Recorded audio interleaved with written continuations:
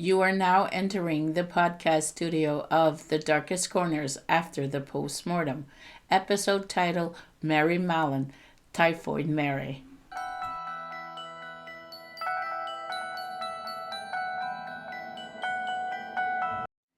Welcome to The Darkest Corners After the Postmortem, the podcast that dives into the lives of some of the most fascinating, dangerous, and misunderstood outlaws in history. I'm your host, Sandra Pink, and today we're exploring the life of Mary Mallon, Typhoid Mary, one of the most chilling and mysterious serial killer in American history.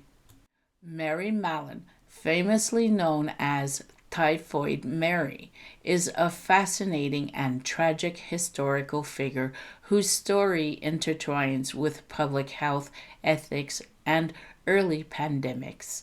Here's an overview of her life and her crimes.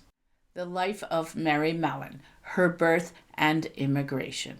Mary Mallon was born in 1869 in Cookstown, Ireland. She immigrated to the United States as a teenager, settling in New York City. Her occupation: she worked as a domestic servant and later as a cook for affluent families, a job that allowed her to move around frequently. Her crimes: spreading typhoid fever, the epidemics. Between 1900 and 1907, several outbreaks of typhoid fever were linked to households where Mary worked as a cook. Typhoid fever, caused by Salmonella typhi bacterium, was a deadly disease at the time. It was spread through contaminated foods or water. Mary's role: Mary Mallon was a non-symptom carrier of the bacteria, meaning she carried the bacteria without exhibiting any symptoms herself. This made her especially dangerous as she knowingly transmitted the disease to others through her cooking. The investigation: in 1906, sanitary engineer George Soper investigated a typhoid outbreak in a wealthy household. Tracing the source, he identified Mary Mallon as the likely carrier. He discovered that typhoid outbreaks followed Mary's employment history.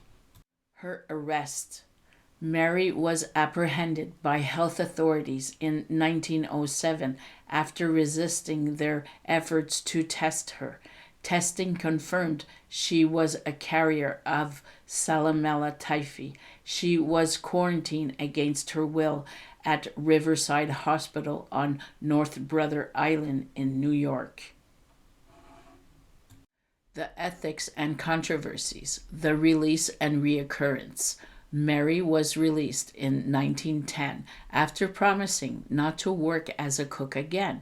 However, she broke this promise, resuming her job under fake names. This led to new outbreaks, including one at a maternity hospital that resulted in several deaths. Rearrest and permanent quarantine. Authorities rearrested Mary in 1915 after another typhoid outbreak.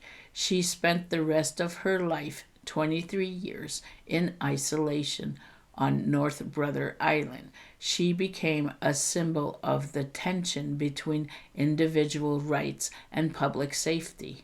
The death and legacy. Her death: Mary Mallon died in 1938 at the age of 69. An autopsy confirmed the presence of typhoid bacteria in her gallbladder.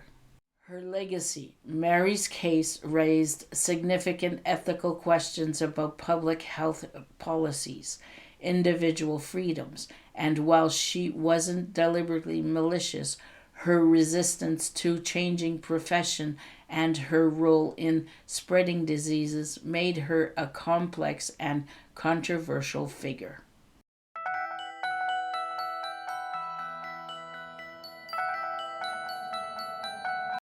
Today we looked back at Mary Mallon, Typhoid Mary's life with horror, but we also have to ask ourselves what conditions allowed this to happen and could it ever happen again?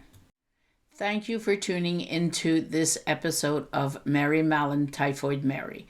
If you enjoyed this episode, don't forget to subscribe, leave a review, and join me next time as we explore the lives of more extraordinary outlaws here at the podcast studio of The Darkest Corners after the postmortem. Until next time, remember, the darkest stories are often hidden just beneath the surface.